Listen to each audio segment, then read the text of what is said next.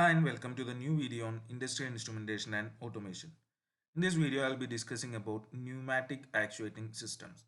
Okay, so in the previous video, we have discussed about hydraulic actuating system. Now, the pneumatic actuating system is somewhat similar to the hydraulic actuating system, but the main difference being the pressure creating medium. Okay, so in the hydraulic case, it was a fluid, but in pneumatic, it is air. So pneumatic actuating systems. So the devices used for converting pressure energy of compressed air into the mechanical energy to perform useful work is called a pneumatic actuating system or a pneumatic actuator. Okay.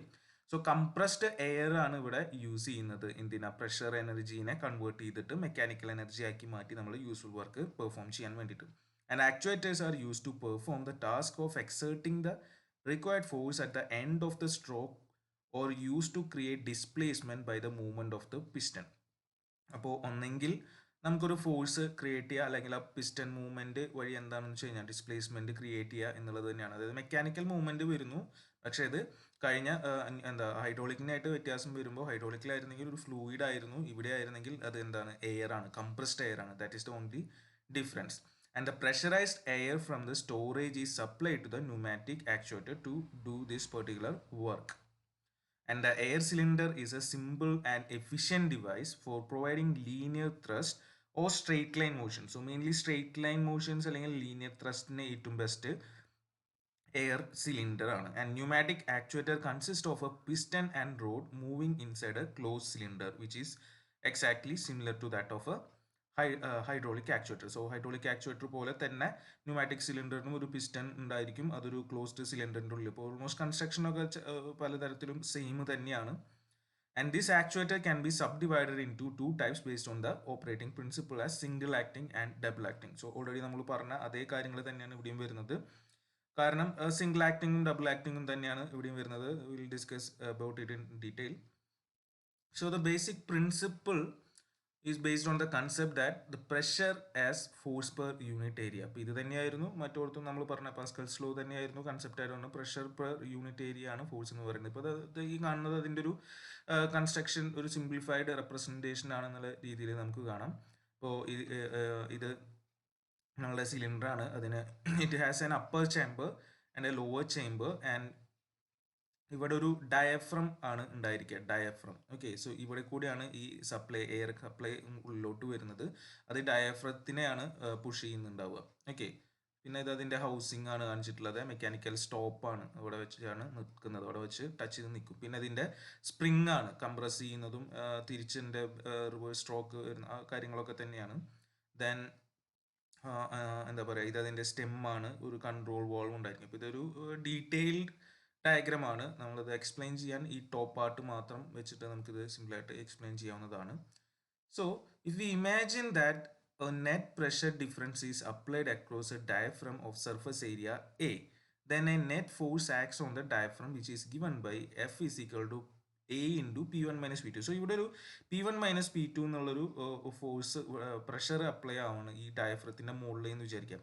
Pressure വന്ന താഴേക്ക് എന്തായാലും എന്ത് സംഭവിക്കും, ഇത് താഴേക്ക് move ചെയ്യും. ഇപ്പോൾ ഈ മൂവ് ചെയ്യുന്നത് ഒരു ഫോഴ്സ് കാരണം. ആ force is given by F equal to A into P1 minus P2 where A is the area. Okay, സർഫസിൻ്റെ ഏരിയ ആണ്. നൗ P1 മൈനസ് P2 നമ്മൾ ഓൾറെഡി പറഞ്ഞു പ്രഷർ ഡിഫറൻസ് ആണ്. സോ ഏരിയ സ്ക്വയർ മീറ്റർ സ്ക്വയറിലാണ്, force ന്യൂട്ടണിലാണ്. അപ്പോൾ ഇതാണ് ഇതിൻ്റെ ബേസിക് ആയിട്ടുള്ള വർക്കിംഗ് വരുന്നത്. അപ്പോൾ ഇത് താഴേക്ക് വരുമ്പോൾ ഇവിടെ സ്പ്രിങ് കംപ്രസ് ആവും. അപ്പോൾ ഫോർവേഡ് താഴേക്കുള്ള ഡയറക്ഷനാണ് ഇപ്പോൾ നമ്മൾ ഫോർവേഡ് ഡയറക്ഷൻ എങ്കിൽ റിവേഴ്സ് ഡയറക്ഷൻ വരുന്നത് സ്പ്രിങ്ങിൻ്റെ സ്റ്റോർഡ് എനർജി കാരണം ആണ് അതിനെ തിരിച്ച് പുഷ് ചെയ്യുന്നത്. സിംഗിൾ ആക്ടിങ്ങിൻ്റെ കേസിലാണെങ്കിൽ, ഇപ്പോൾ സിംഗിൾ ആക്ടിങ്ങിലായിരിക്കും സ്പ്രിങ് വരിക, നമുക്ക് അറിയുന്ന കാര്യമാണ്. എന്തായാലും ഒന്നുകൂടി ഡീറ്റെയിൽ ആയിട്ട് നമുക്ക് പറയാം. Okay, so if we need to double the available force for a given pressure, it is merely necessary to double the diaphragm area. അപ്പോൾ ഫോഴ്സ് നമുക്ക് ഡബിൾ ചെയ്യണമെന്ന് വിചാരിച്ചു കഴിഞ്ഞാൽ പർട്ടിക്കുലർ പ്രഷറിന് തന്നെയാണെങ്കിൽ എന്ത് ചെയ്താൽ മതി, ഏരിയ ഡബിൾ ചെയ്താൽ മതി. So very large forces can be developed by standard signal pressure ranges from 3 to 15 size റേഞ്ചിലുള്ള പ്രഷർ നമുക്ക് ഇവിടെ ജനറേറ്റ് ചെയ്യാൻ പറ്റും. So many types of pneumatic actuators are available, but perhaps the most commons are associated with control valve. ഒരുപാട് ടൈപ്പുകൾ ഉണ്ടെങ്കിലും ഏറ്റവും അധികം നമ്മൾ ഉപയോഗിക്കുന്നത് കൺട്രോൾ വാൾവുകളുടെ ഒപ്പം കപ്പിൾ ചെയ്തിട്ടുള്ള അതാണ്. അപ്പോൾ അതിൻ്റെ ഓപ്പറേഷൻ, കൺട്രോൾ വാൾവിൻ്റെ ഓപ്പറേഷൻ നടത്താൻ വേണ്ടിയിട്ടാണ് മെയിൻലി നമ്മൾ ന്യൂമാറ്റിക് ആക്ച്വേറ്റേഴ്സിനെ യൂസ് ചെയ്യുന്നത്. Okay. And the control of pneumatic system is slightly difficult as compared to hydraulic systems because of compressed air. Governing equations of pneumatic actuators are non-linear in nature. അപ്പോൾ ഇവിടെ ന്യൂമാറ്റിക്കിൻ്റെ കേസിൽ വരുമ്പോൾ ഇതിൻ്റെ governing equations എടുത്തു കഴിഞ്ഞാൽ non linear equations ആണ് വരിക. അപ്പോൾ സിമ്പിൾ കൺവെൻഷണൽ കൺട്രോളേഴ്സ് നമുക്ക് ഉപയോഗിക്കാൻ പറ്റില്ല. സംതിങ് ലൈക്ക് ഫസി കൺട്രോളറൊക്കെ ഉപയോഗിക്കേണ്ടി വരും. അപ്പോൾ കൺട്രോൾ കുറച്ച് കോംപ്ലക്സ് ആണ് എന്നുള്ള ഒരു ഇഷ്യൂ ഇതിൽ വരുന്നുണ്ട് എന്ന് മാത്രമേ വരുന്നുള്ളൂ. And it is more used in automation industry as discrete device such as ഗ്രിപ്പറൊക്കെ ആയിട്ട് ഇത് യൂസ് ചെയ്യുന്നുണ്ട്, ഡിസ്ക്രീറ്റ് ഡിവൈസ് ആയിട്ട് ഓട്ടോമേഷൻ ഇൻഡസ്ട്രിയിൽ. Now coming to the types of pneumatic actuators, we have linear actuators or pneumatic cylinders, then rotary actuators or air motors, then limited angle actuators. അപ്പോൾ ഇതൊക്കെയാണ് basic classifications വരുന്നത്. ഇത്ര detail ആയിട്ട് നമുക്ക് പോകേണ്ടതില്ല. എന്തായാലും സിംഗിൾ ആക്ടിങ് സിലിണ്ടറും ഡബിൾ ആക്ടിങ് സിലിണ്ടറും ലീനിയറിൽ വരും. അതിനെക്കുറിച്ച് ജസ്റ്റ് ഒന്ന് ബ്രീഫായിട്ട് ഡിസ്കസ് ചെയ്യാം. So first, single acting cylinder. Cylinder have single air inlet and outlet, that is one working port. ഇപ്പോൾ നമുക്ക് ഓൾറെഡി ഹൈഡ്രോളിക്കിൽ പറഞ്ഞ അതേ കാര്യങ്ങൾ തന്നെയാണ്, ഒറ്റ ഇന്നും ഔട്ട് വരുന്നുള്ളൂ. ഇതാണ് പ്രഷർ ഇൻ ആൻഡ് ഔട്ട്. അപ്പോൾ ഈ പ്രഷർ കാരണമാണ് റൈറ്റിലേക്കുള്ള മൂവ്മെന്റ് വരുന്നത്, ദാറ്റ് ഈസ് എക്സ്റ്റൻഷൻ സ്ട്രോക്ക് വരുന്നത്. അപ്പോൾ ഈ സ്പ്രിങ് കംപ്രസ് ആവും. ഇതൊക്കെ നമുക്ക് അറിയുന്ന കാര്യമാണ്. റോഡ്, പിസ്റ്റൺ, സീല്, വെന്റ് ഒക്കെയാണ്. അപ്പോൾ റിട്ടേൺ വരുന്നത് റിട്ടേൺ സ്ട്രോക്ക് വരുന്നത് സ്പ്രിങ് കാരണമാണ്. ഓക്കെ. അപ്പോൾ ഇതാണ് സിംഗിൾ ആക്ടിങ് സിലിണ്ടറിൽ സംഭവിക്കുന്നത്. So forward motion of the piston is obtained by supplying compressed air to working port, while return motion of the piston is obtained by spring placed on the rod side of the cylinder. So ഇത് നമ്മളുടെ എന്താ പറയുക, working പോർട്ടും മറ്റേത് road side എന്നുള്ള രീതിയിൽ പറയാം. അപ്പോൾ road സൈഡിൽ സ്പ്രിങ് ഉണ്ടെങ്കിൽ അത് സിംഗിൾ ആക്ടിങ് ആയിരിക്കും. മറ്റേ ഡബിൾ ആക്ടിങ്ങിൽ അതിൻ്റെ ആവശ്യം വരുന്നില്ല, കാരണം അവിടെ ഒരു ഓപ്പണിംഗ് ഉണ്ടായിരിക്കും. Okay. So it is used where the force is required to be exerted only in one direction, such as clamping, feeding, sorting, locking, ejecting, braking, etc. അപ്പോൾ ഒരു ഡയറക്ഷനിൽ മാത്രമേ നമുക്ക് ഫോഴ്സ് എക്സേർട്ട് ചെയ്യാൻ ഉദ്ദേശിക്കുള്ളൂ. മറ്റേത് ഓട്ടോമാറ്റിക് തിരിച്ചു വരിക എന്നുള്ളൊരു കേസുകളിലാണ് നമ്മൾ മെയിൻലി ഇത് ഉപയോഗിക്കുന്നത്, സിംഗിൾ ആക്ടിങ് സിലിണ്ടർ ഉപയോഗിക്കുന്നത്, like braking. Okay. And available in short stroke length.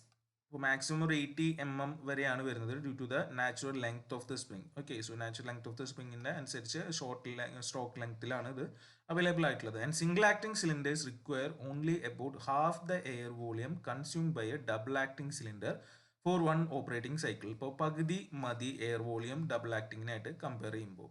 Okay, now coming to double acting cylinder. Double acting cylinders have two air inlet lines. So രണ്ട് ഇതുണ്ടായിരിക്കും. ഇപ്പോൾ ഇവിടെ നമുക്ക് കാണാം, ഇവിടെ ഒരു ഇൻലെറ്റും ഉണ്ട്, ഇവിടെയും ഒരു ഇൻലെറ്റ് ഉണ്ട്. ഇതിൽ സ്പ്രിങ് വരുന്നില്ല. ഓക്കെ. ഇപ്പോൾ ഇവിടെ ഈ പമ്പ് ഫ്ലോ ഈ കാണിച്ചിട്ടുള്ള ഈ ഇതിൽ കൂടെയാണ് പ്രഷർ എക്സേർട്ട് ചെയ്യണമെങ്കിൽ എക്സ്റ്റൻഷൻ സ്ട്രോക്ക്, റൈറ്റിലോട്ടുള്ള സ്ട്രോക്ക് വരും. നേരെ തിരിച്ചു വരണമെങ്കിൽ ഇവിടുന്ന് കയറണം. ഓക്കെ. അപ്പോഴാണ് നമ്മുടെ റിട്ടേൺ സ്ട്രോക്ക് വരുന്നത്. Okay. So to achieve forward motion of the cylinder, compressed air is admitted on the piston side. Piston sideലാണ് അത് എക്സേർട്ട് ചെയ്യേണ്ട പ്രഷർ. And the rod side is connected to the exhaust. അപ്പോൾ ഇവിടെ നമ്മളിത് എക്സോസ്റ്റിലോട്ടാവും കണക്ട് ചെയ്തിട്ടുണ്ട്. അപ്പോൾ റൈറ്റിലോട്ടുള്ള മൂവ്മെൻറ്റ് എക്സ്റ്റൻഷൻ സ്ട്രോക്ക് കിട്ടും. And during return motion supply air admitted at the rod side. ഇവിടെയാണ് അഡ്മിറ്റ് ചെയ്യുക, ഇവിടെ കയറി ഇവിടെ ഇറങ്ങും. while the piston side volume is connected to the exhaust. Okay. ഈ പോയിന്റ് എക്സോസ്റ്റിലോട്ട് കണക്ട് ചെയ്തിട്ടുണ്ടാവും. അപ്പോൾ ആ രീതിക്കാണ് അതിൻ്റെ മൂവ്മെൻറ്റുകൾ വരുന്നത്. And force is exerted by the piston both during forward and return motion of the cylinder. And double acting cylinders are available in diameters from few millimeters to around 300 millimeter and stroke length of few millimeter up to 2 meters. Up to 2 meters stroke length is possible with double acting cylinder. Okay. Now I will discuss about the main components of pneumatic actuating system. So pneumatic actuating system main components പറയാം. ഇതൊരു simplified block diagrammatic representation ആണ്. At the right hand നമുക്ക് ഇവിടെ ഈ കാണുന്നതാണ് നമ്മളുടെ cylinder എന്ന് വിചാരിക്കുക. ഇതിപ്പോൾ ഡബിൾ ആക്ടിങ് എന്നുള്ള രീതിയിലാണ് കാണിച്ചിട്ടുള്ളത്, കാരണം ഇതിൽ സ്പ്രിങ് ഇല്ല, എൻട്രിയും എക്സിറ്റും എന്നുള്ള രീതിയിലൊക്കെ ഇവിടെ കാണിച്ചിട്ടുണ്ട്. ഓക്കെ. അപ്പോൾ അതെന്ത് വേണമെങ്കിലും ആയിക്കോട്ടെ. അപ്പോൾ ഇതാണ് നമ്മുടെ സിലിണ്ടർ പിസ്റ്റൺ അറേഞ്ച്മെന്റ് വരുന്നത്. ഇപ്പോൾ ഇതിൻ്റെ തൊട്ട് മുന്നായിട്ടൊരു കൺട്രോൾ വാൾവാണ് കണക്റ്റഡ് ആയിട്ട് കിടക്കുന്നുണ്ടാവുക. കൺട്രോൾ വാൾവാണ്. അതിന് മുന്നേ ഒരു എയർ റിസീവർ ഉണ്ടായിരിക്കും. എയർ റിസീവർ ഉണ്ട്. പിന്നെ എന്താ പറയുക, അതിന് മുന്നേ ഒരു എയർ ട്രീറ്റ്മെൻറ്റ് യൂണിറ്റ് ഉണ്ട്, ഒരു കംപ്രസർ ആയാലാണ് പ്രഷർ കിട്ടുള്ളൂ. ഇപ്പോൾ കംപ്രസർ ഉണ്ടാവും, ഇതിനൊക്കെ ഏറ്റവും മുന്നേ എയർ കയറുന്നിടത്ത് ഒരു ഫിൽറ്ററും ഉണ്ടായിരിക്കും, പിന്നെ ഒരു കംപ്രസറിന് കണക്റ്റഡ് ആയിട്ടുള്ള ഒരു മോട്ടറും ഉണ്ടായിരിക്കും. അപ്പോൾ ഇതാണ് മെയിൻ ഒരു സിമ്പിൾ ബ്ലോക്ക് ഡയഗ്രാം റെപ്രസെൻറ്റേഷൻ എന്നുള്ള രീതിയിൽ പറയാം. നമ്മൾ വളരെ ഡീറ്റെയിൽ ആയിട്ടൊന്നും പറയുന്നില്ല, ആവശ്യമുള്ള പാർട്സ് മാത്രം പറയുന്നുള്ളൂ. So the main parts are, one is a compressor which acts as a power source for pneumatic system. Compressor ആണ് ഇവിടുത്തെ പവർ സോഴ്സ് ആയിട്ട് വർക്ക് ചെയ്യുന്നത്. Then we have the air treatment unit. It consists of filter regulator lubricator FRL unit, which comprises of filter to filter the compressed air, a pressure regulator to regulate the flow of compressed air, and a lubricator to lubricate the air. അപ്പോൾ ഇത്രയും കാര്യങ്ങൾ അതിൽ വരുന്നുണ്ട് air treatment യൂണിറ്റിൽ. FRL എന്നാണ് പറയുന്നത്, filter regulator lubricator. Filtering നടക്കണം, regulation നടക്കണം, then ലൂബ്രിക്കേഷൻ നടക്കണം. Okay, then is the control valve which controls the direction and regulates the air flowing to the actuating system. അപ്പോൾ ആക്ച്വേറ്റിംഗ് സിസ്റ്റത്തിലോട്ടുള്ള എയർ ഫ്ലോ റെഗുലേറ്റ് ചെയ്യാൻ വേണ്ടിയിട്ടാണ് ഒരു control valve ഉള്ളത്. Then we have the actuator which convert the pneumatic force or compressed air pressure into the mechanical force movement. അപ്പോൾ force or movement at the എൻഡിൽ അതായത് convert ചെയ്യാൻ വേണ്ടിയിട്ട് നമ്മുടെ ആക്ച്വേറ്റർ ഉണ്ടായിരിക്കും. ദെൻ പൈപ്സ് ഉണ്ടായിരിക്കും, അതോടെ മാർക്ക് ചെയ്ത് കാണിച്ചില്ല എന്നുള്ളൂ. It is basically use to connect various elements of the actuating system with each other. Then sensor acts as feedback element for a controller in pneumatic system. അതവിടെ സെൻസറും ഉണ്ടായിരിക്കും, ഒരു feedback കാണിച്ചിട്ടുണ്ടായിരുന്നു. Then is the controller which monitors the whole system to provide the required output or set ഔട്ടിന് corresponding ആയിട്ട് work ചെയ്യിപ്പിക്കാൻ ഒരു കൺട്രോളറും എന്തായാലും ഉണ്ടായിരിക്കും. ഇതൊക്കെയാണ് മെയിൻ ആയിട്ടുള്ള പാർട്സ് വരുന്നത്: compressor, air treatment unit, valve, actuator, pipes, sensors, and then finally controller. Okay, now we'll discuss about some of the advantages and disadvantages, and we'll explain about or briefly mention about some of the applications. Okay, so advantages: high force rating. Then pneumatic actuators generates precise linear motion by providing accuracy. For example, 0.1 inch and repeatability with 0.001 inches.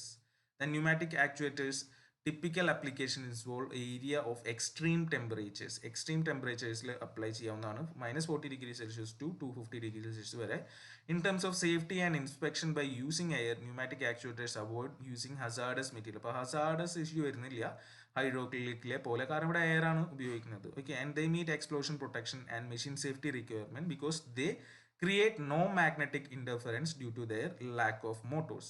And in recent years, pneumatic has seen many advances in miniaturization, materials, and integration with electronics and condition monitoring. And then the cost of pneumatic actuators is low as compared to any other type of actuators. And pneumatic actuators are also lightweight, require minimal maintenance, and have durable components that make pneumatics a cost-effective method of linear motion. Mainly linear motion ലാണ് ഉപയോഗിക്കുന്നത്. Linear അല്ല, അത് ഉണ്ട്, എന്നാലും mainly linear ലാണ് ഉപയോഗിക്കുന്നത്. Okay.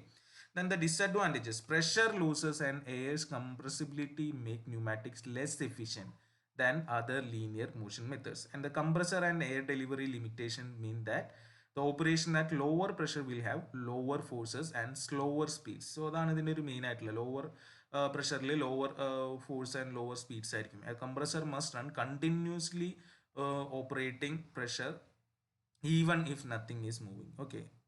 Then to be truly efficient, pneumatic actuators must be sized for a specific job. Hence, they cannot be used for other applications. Accurate control and efficiency require proportional regulators and valves. But this raises the cost and complexity. അപ്പോൾ നമ്മൾ പല wide range application പറയാൻ പറ്റില്ല, അതിൻ്റെ size ലിമിറ്റേഷൻസിൻ്റെ issue കാരണം.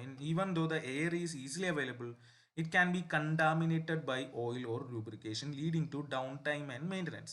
And companies still have to pay for compressed air, making it consumable, and the compressor and lines are another maintenance issue. ഇതൊക്കെയാണ് ഇതിൻ്റെ മെയിൻ ആയിട്ടുള്ള ഡിസ്അഡ്വാൻറ്റേജസ്. ഇതിൻ്റെ applications: tied rod cylinders, rotary actuators, grippers, rodless actuators with magnetic linkage rotary cylinders, rodless actuators with mechanical linkage, pneumatic artificial muscles, specialty actuators that combine rotary and linear motion, then vacuum generators. ഇത്രയൊക്കെയാണ് ഇതിൻ്റെ applications വരുന്നത്. That's all. Thank you.